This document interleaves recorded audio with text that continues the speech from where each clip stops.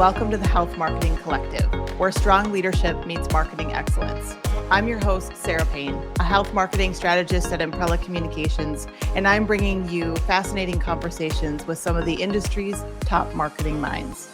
On today's episode, we're going to discuss how healthcare brands can leverage thought leadership to reshape public perceptions, influence behavior change, and become architects of a health revolution. In today's marketing mix, thought leadership plays a pivotal role in empowering consumers to make informed decisions about their health. And on the B2B side, thought leadership can help accelerate the adoption of new technologies by healthcare providers. To chat with me about this topic, I'm thrilled to welcome Emily Hansen, who is Senior Director of the Resensation program at Axogen. Specializing in advocacy and education, Emily helps breast cancer patients and their surgical care teams understand the prevalence of numbness after mastectomy and what can be done to address it. In the work Emily and her team are doing at Axogen, she's helping to create a consumer health movement to increase the quality of life for breast cancer survivors and previvors. She's leading some really amazing work that's making a positive impact on so many lives. Welcome, Emily. Thank you so much, Sarah. I'm happy to be here. Well, before we kick this off, I did want to mention that Emily and I have known each other for a very long time. I think Emily and I figured it was somewhere around 16 years ago that we first met, and we have partnered together on many PR and thought leadership campaigns throughout the years. Emily's always been on the client side and me always on the consultant side, but we have a long history together and mad respect for one another. So if you notice a casual nature to our conversation, it's because we've also become really good friends over the years. And I honestly can't say enough good things about her. She's incredibly smart and talented and also really fun to be around. So I'm just absolutely thrilled to have Emily on the podcast. So let's dive in. Emily, I wanted to start with Axogen's goal, which is to make sure that every woman who is diagnosed with breast cancer knows how common it is to experience numbness in their chest after a mastectomy and how that resulting numbness can negatively impact quality of life. I'd like to just spend a minute there if we can. But I have to admit that before we started working together, I didn't know that somebody could experience numbness after a mastectomy. So can you talk a little bit about the issue of numbness and why it happens? Yes, I think that's a great point too, because before I started working in this space, I also did not know that numbness was so prevalent. But I've learned a lot since then. And I think, there's so much information out there about breast cancer. There's an entire month dedicated to awareness around it. There's a lot of pink ribbons, and a lot of support, which I think is great. But there are definitely some gaps as it relates to care. And when I think about the fact that there are nearly 4 million breast cancer survivors living in the United States today, and how many of them are likely experiencing this challenge of numbness or pain or the combination of both, I think there's really an opportunity to address it. So the simplest way to explain why numbness happens is we all have peripheral nerves running throughout our body, and when they're working fine, everything's great. Most of us can't even really imagine what it's like to not have them working like normal. But when you have a mastectomy procedure or surgery of any kind, and you're going to cut the skin and remove the tissue, those nerves run throughout the entire breast. And so they are going to be cut and removed along with the breast. And even though you can have a reconstruction to recreate like the look and the shape and size of a breast, if nothing is done to repair those nerves during the breast reconstruction procedure, it will be completely numb. And the simplest way to try to provide an analogy for people is many of us have experienced that temporary numbness after a dental appointment. If you imagine that across the surface area of your chest, but also being permanent, it can be a really debilitating thing that impacts quality of life, and it can even impact the safety for patients. There can have injuries like burns and cuts and things like that, or not even being able to feel your clothing. It's really disorienting. So there's a lot of opportunity out there to help educate patients about this challenge and the clinical community. Do we know, Emily, how prevalent numbness is for those who've gone through a mastectomy? Do we have any sense for what that prevalence looks like? We do. The published literature show that anywhere from 40 to 80% of people that undergo breast cancer surgery and mastectomy are going to have either some like partial numbness all the way to complete numbness after the procedure. So the extent of it may vary person to person, but it's pretty consistent. And I would say that's pretty true in the 2,000 or 3,000 people that I've talked to in the past couple of years as well. It's really common. It's just not really talked about. Yeah, for sure. So you touched a little bit on what that experience can be like for women who are experiencing numbness. You talked about, the possibility for some safety issues with burns and things like that. How does numbness impact quality of life for people? Yeah, it can really have a huge barrier because when you're dealing with numbness, even if it's temporary in your mouth, if you think of that and how disorienting that feels, even for just a few hours, what it does is it disrupts your proprioception, which is your ability to understand where your body is in space. So many women will describe that it feels like their breasts are much larger than they are because they can't feel the border of it. It impacts the ability for everyday activities like feeling a hug from a loved one, child, friend, a partner. Like I mentioned, not being able to feel your clothing. It can be, even disorienting to try to exercise or go and do yoga. Can't feel things like a seatbelt across your chest or how warm the water is in the shower, and you have to be careful about that. And, if we're walking through doorways or things like that, it's actually easy to kind of bump your chest if you can't feel it, and you end up with bruises and other types of damage as well on the skin. So we know that the issue is numbness, and obviously you are working in your work at Axogen to increase awareness about this issue. Can you tell us a little bit about your marketing objectives at a high level? Again, obviously raising awareness is important, but can you elaborate on your specific objectives? So I really think of the marketing objectives for this space kind of in a three-pronged approach. The first one is raising awareness of the problem, and that's in multiple kind of communities. So that's with the patient community and even the general population, the healthcare clinician community, and also with advocacy groups that are already involved in the breast cancer space. And so we're focused on raising awareness about the problem, trying to provide some education around nerve injuries and what can be done about them. And then also we're trying to work at the same time with those that are involved in kind of the healthcare circle as it relates to breast cancer. So if you're diagnosed, it's not just one clinician that you're meeting with, and many times you're going to have 7 or 8 different people involved in that care. And so it's really, I feel like, our job to help make sure that everybody has some level of awareness, because I think the sooner that somebody that's diagnosed with breast cancer or just at high risk and evaluating their options, the sooner in that journey that they learn about this, the more time that they have to process it. Because let's face it, when you're diagnosed, with a life-threatening disease, the top priority is, of course, going to be survival. But your expectations may change as your increase for survival improves throughout that journey. And that's when those things start to become more and more important, really thinking of, it can save my life, but also what's the quality of my life going to be in the long run? So we talked about how awareness is not particularly high amongst consumers, as you and I both personally experienced, right, before learning about, and working with Axogen. What is the awareness level? You talked about sort of the circle of sort of the care team that surrounds somebody. What is the awareness level amongst the various sort of healthcare providers that would interact with somebody who's experiencing a breast cancer diagnosis? Yeah, it's a great question. I think, at least based on the work that we've been doing over the past couple of years, it seems to be quite low outside of the plastic reconstructive surgeon.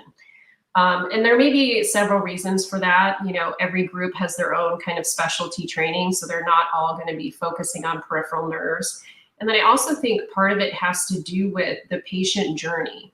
And so as you finish various steps of your care, and you're going through treatment, you may not be seeing some of those same healthcare providers anymore as you move on to other ones. And so there's somewhat of a gap, I think, in a feedback loop for patients to be able to articulate kind of what they're going through and being able to distinguish what's different from post-surgical pain or numbness and what's different about this kind of chronic or permanent numbness that exists. The other thing that I would say is, even at the surgical oncologist level, I think there's some awareness that nerves are going to be cut and that sensation will be lost. But for so long, there was nothing that could be done about it. So I feel like it wasn't really discussed that much because it seemed as though there's a problem with no solution and just something that, breast cancer patients are kind of forced to accept as part of their journey. Yeah. And so great point. So I guess we haven't directly addressed what that solution looks like. And not that I want to spend a ton of time getting into the science of this because, this is more of a podcast focused on marketing, but I do think it's important to at least touch on that briefly. So what does that solution look like for folks that are experiencing numbness? The surgical technique is called resensation. And what's involved in that is taking a processed nerve allograft. So that's donated tissue, similar to if you're an organ and tissue donor on your license, all of your major organs can be donated to other people. The same thing can happen with your nerves.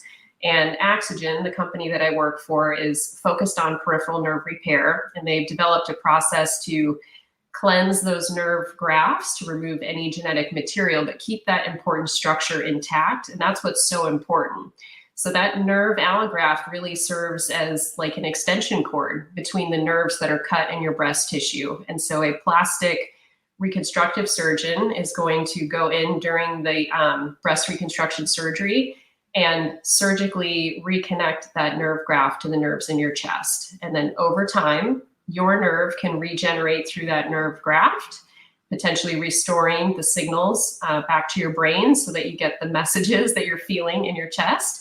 And then the graft actually becomes part of the patient's own body. And there's no need to take any type of inhibitor drugs or anything like that. It's a really amazing technology. And it's been used all over the body for more than 20 years with great success.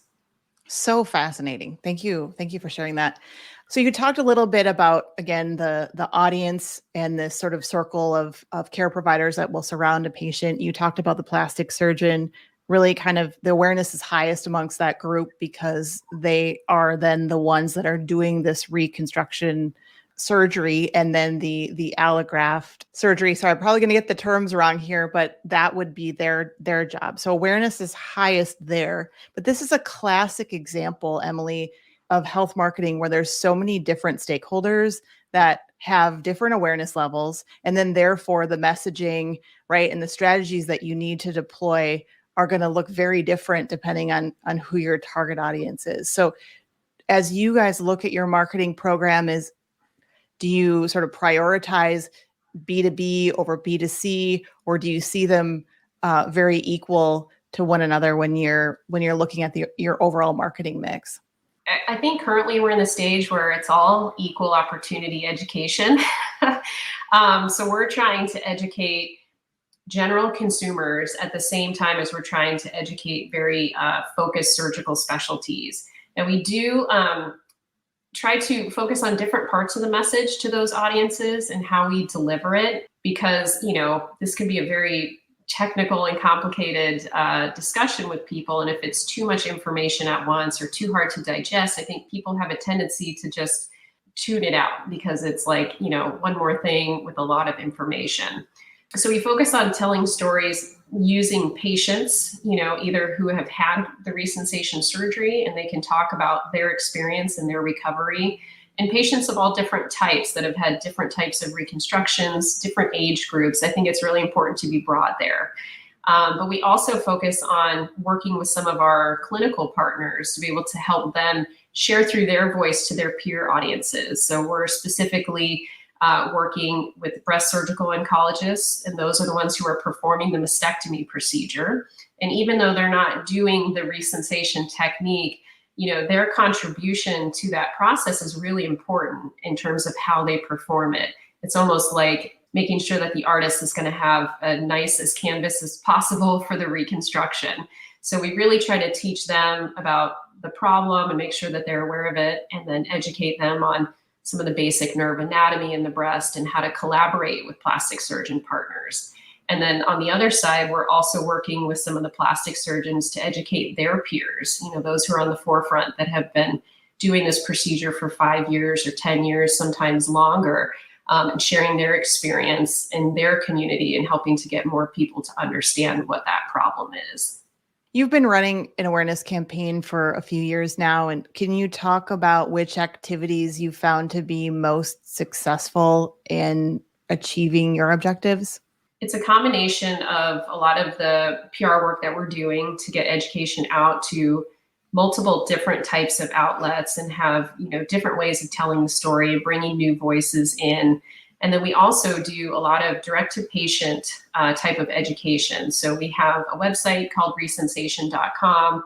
And I mentioned the need to really try to simplify things for people. And so we've tried to make very simple animations. So there's no scary surgeon photos on there and things like that to help people understand what happens during the mastectomy, what is the procedure like, and how is that going to work, and been building out content. We also partner with some advocacy groups like the Breasties, who are very vocal in the space. And, many of them are, either recently undergoing these surgeries. Some of them have had surgery in the past and they don't have feeling, and they can really relate to this. And they're very passionate about it, and not just sensation, but all of these advancements in breast cancer care and how to get the word out so that more people kind of facing these challenges in the future are going to have a better chance at a more complete recovery. I'm glad you went there, because I was going to go there as well. The breast cancer survivor community is very tight knit and very supportive of one another, which obviously represents a tremendous opportunity for you to link arms there and, really sort of help get the message out through that community. Can you tell us a little bit more? Do you have any tips for other folks in terms of leveraging patient advocates and how to do that well? Because I know that, it's definitely something we want to be sensitive of, because these are definitely, it's not just like an influencer, right? Where you're going to pay them to help get your marketing message out there. This is very personal for them. And you certainly don't want to appear as a brand as though you are sort of, taking advantage of their personal experience. So can you talk about sort of how you view that in terms of getting that right when you're working with a patient advocate? That is a great point, because they should not be treated like influencers because they're not the same. They have the lived experience of going, through their own procedures and really being able to articulate in their own words kind of what that means. At first, I have to be honest, I was a little bit nervous about it because, it's sort of a scary thing to talk about. I was a little bit nervous that, some of these survivors and previvors may be disappointed that they didn't have this procedure and may not be as open to talking about it. But what we found was, reaching out to them through these different groups and just doing some of the basic education on what happens. Number one, they're grateful for the education because they didn't know and they understood it. And then they feel more empowered to help educate their peers and try to put this forward. And I think it's also a balance of knowing when, it matters to use your brand and when it doesn't. And I feel pretty strongly about not needing to always have the Resensation brand front and center. In some situations, it makes sense, or when we're directing people to like our surgeon locator so that they can try to find a surgeon in their area and schedule a consultation. But really just trying to focus on what the issue is so that then we're able to position a solution even. And I feel like there's a lot more openness to that. And the community at large seems very, very willing to try to pay it forward for future generations. I mean, I talk to people all of the time. Half the time when I'm traveling, I run into somebody that asks me what I do on a plane or something like that. And they're very open about their procedure, and they're willing to, answer questions that I have for them about how does this impact them? What does it feel like? And actually all of that has helped us create better educational tools to reach more people. So I think it's just been a really organic kind of partnership working with these survivors and previvors. Yeah. So one of the tips that I'm hearing from you there is that it's really important to focus on the issue and let their voice come through versus it being the brand. And I think some companies and some brands struggle with, when does the brand need to lead? Because, I'm doing this to raise awareness for my brand. Why would I want my brand to take the back seat versus the issue? And I think it's really smart. What you all are recognizing here is that there's a tremendous amount of potential and willingness and interest to get the word out, raise education and awareness within inside of this survivor community, but it does require prioritizing the issue and letting the brand sort of take the back seat. Completely agree. If it was all about us, and you don't take the opportunity to help educate about the issue, it's sort of like you're trying to put a puzzle piece in where it doesn't really fit. You can't just go out there and talk about a solution when people don't understand and accept that there's a problem out there first. Creating a health movement certainly doesn't happen overnight. Do you view this as a long-term journey that you're on as a brand and as a company? 100%.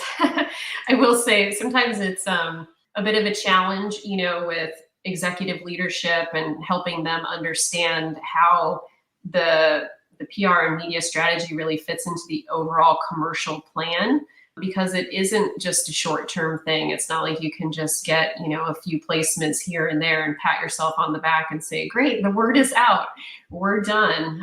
So I've really looked at it kind of year over year. How do we build momentum? How do we tell deeper stories? How do we collaborate together with you and your team to come up with new ideas, fresh angles, bringing new voices, because people are diagnosed every day, right? So even all the great PR that we've done in the past couple of years, people don't necessarily go back in time and look for an article, from a couple of years ago. So I feel like it is something that you need to invest in regularly if it is going to be part of your strategy. It's not really a dabble approach or putting out a press release occasionally on the wire.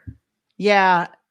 Two questions on that. I'm going to come back to the executive piece in a moment, but so many companies, I think, want everyone to know about this really important thing related to their health. And they come to us and say, let's get this story on Good Morning America.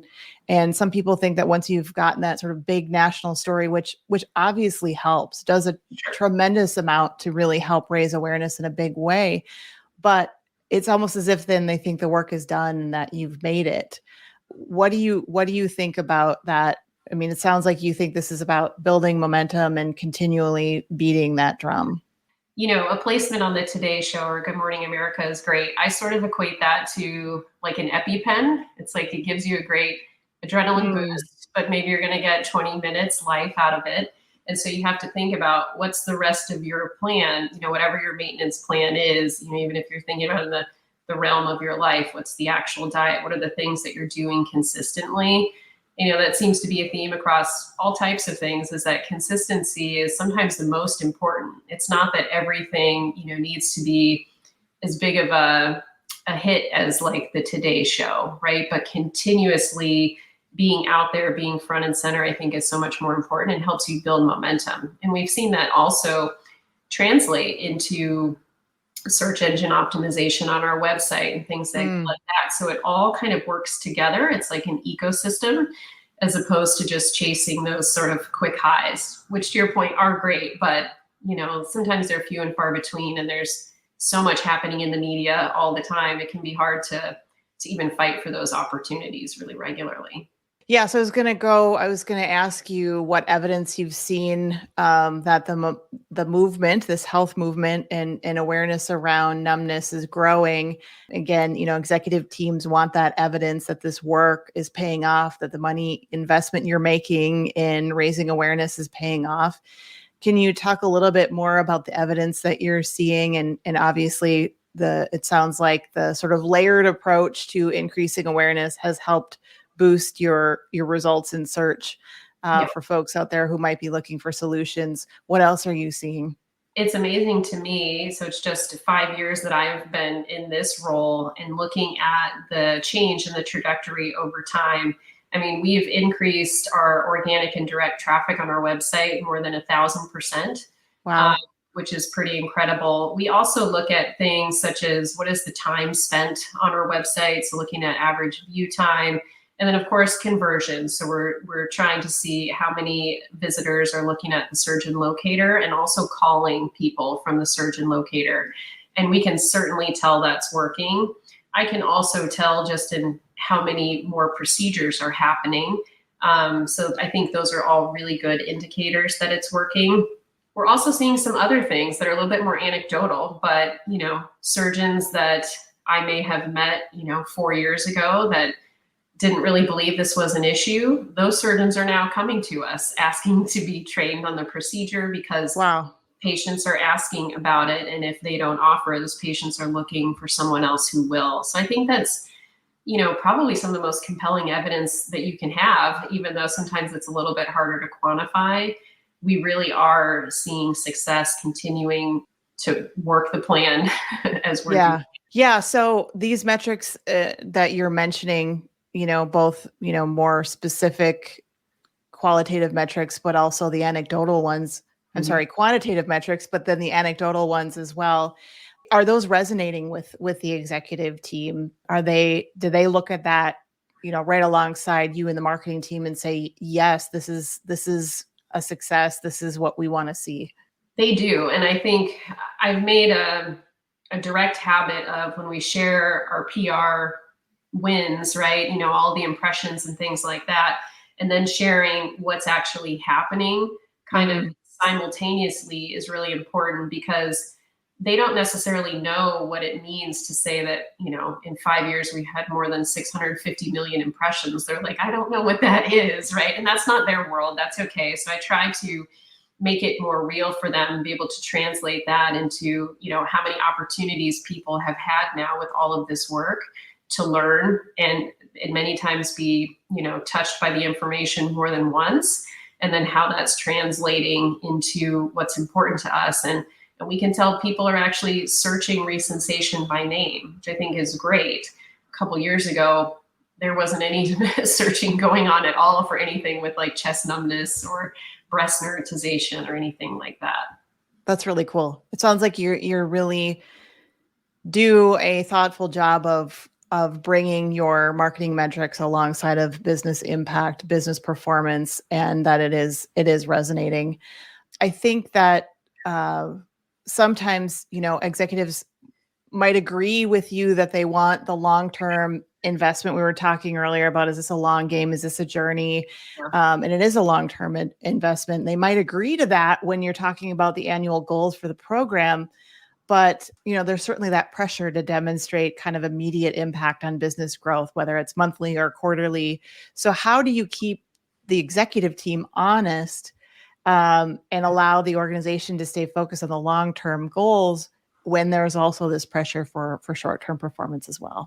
It was more challenging, earlier on. And I think in those earlier days, we had to really do a bit more modeling and being able to show them kind of scenarios of how this work is translating into increased patient volumes.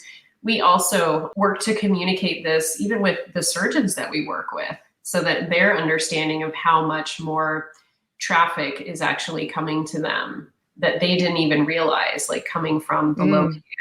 So I think trying to come up with some sort of model or different assumptions that you can use to be able to connect, this investment in PR and the type of results that we're getting really are kind of helping to feed the pipeline, if you will, in terms of consumer information. Well, I just have to say what you guys are doing is so cool. And it sounds like it really is making an impact on raising awareness amongst consumers. And then, as you said, increasing patient referrals for your clinicians as well.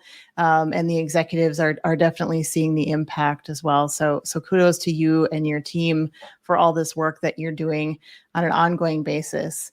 Now, I'd like to shift a little bit to a special segment that we call the Collective Quickfire. It's a fun way to get some valuable nuggets of insight from you before we end the episode. My first question, I got 5 questions. My first question for you, Emily, is what topic do you think is overhyped in health marketing? Oh, that's a good one.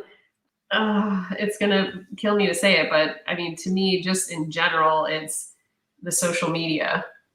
And maybe it's just because the business that I'm in, that's sort of a little bit less. But all of the TikTok, maybe it's just not my generation yet, or maybe it's being in a really regulated type of market that we just don't have the flexibility to do that. Maybe I'm just a little jealous of the others that get to do all these fun, creative things. And for us, we're not able to do it. Yeah. So just context for folks, we're obviously in a highly regulated environment here. And so there can be challenges that brands face in terms of how they approach social media.